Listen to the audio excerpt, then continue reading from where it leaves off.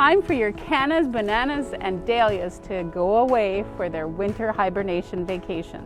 If you want to save your cannas, you can either let them dry out slightly, not so much that the soil comes away from the pot, cut them back and just keep them potted in your garage somewhere frost-free, or you can take them apart.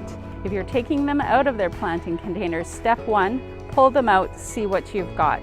If the containers were too small, you'll see the rhizomes actually growing down. Be careful with these. These are your clumps.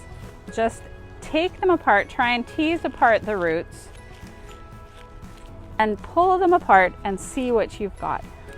So we're going to loosen some of the soil.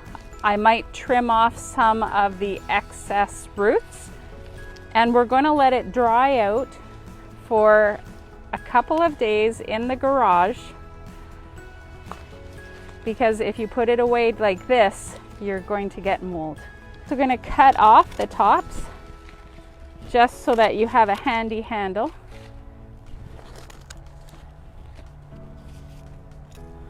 Try to clear off as much of the soil as you can. When it's wet, you might be limited. As it dries, you might be able to clear off a little bit more. If there's any rotted pieces or decayed pieces, you can remove them. You want to just be left with clean little clumps of rhizomes. I let mine dry out on this cardboard in my garage for a couple of days. I clean them the rest of the way, and then I have prepared crates. You can use Rubbermaids. And I just sort of try and take them apart a little bit more. It's quite a wet clump, so I'll be teasing more of it apart. And I just sort of nestle them into the soil and keep them in there. You don't want your rhizomes to be touching one another, and every once in a while you're going to flip them over and make sure that they're not moldy. So with banana plants, if you have them growing in a container, there are a couple of things that you can do for the winter. Before frost, I like to bring my banana containers in, and if you want to keep them alive and looking great, you can actually just bring them into a living room or a sunroom, and that's it. Just water them through the winter.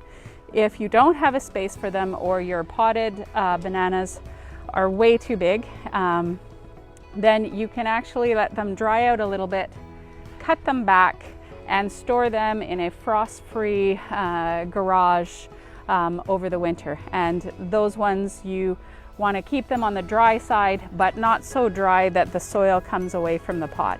And come spring, you're going to want to pot them up. Bananas grow fast, and so they usually need quite a lot of elbow room. For dahlia storage over the winter time, I like to wait for a hard frost to knock down the whole top growth. Make sure you have sticks with labels of what the dahlias are, because you're going to forget. I'm going to show you, if we just pretend that this top growth has melted down from the frost, I'm going to show you, you can see the tubers inside, and these are what I'm going to store. Again, I'm going to cut off any top growth. Again, we're just pretending with this. I usually let the frost do my work for me. I gently break apart the soil, and you're going to uncover the tubers. This looks like a little wee baby one. I'm going to carefully just tease apart as much of the soil as I can. I'm going to let it dry on cardboard or newspaper in a frost-free place in the garage. And then once it's dry, I like to clear a little bit more. And I like to put my little labels right on the dahlia clumps, or you're going to forget. And again, you store them similar to your cannas. With the dahlias, I actually like to cover a little bit. I can cover the whole thing with a newspaper. I just want to keep my tubers and my rhizomes from shriveling.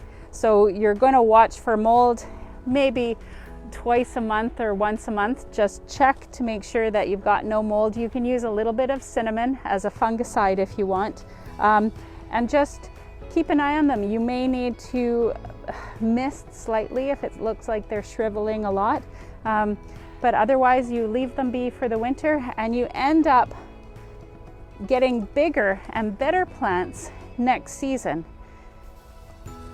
Thanks for watching.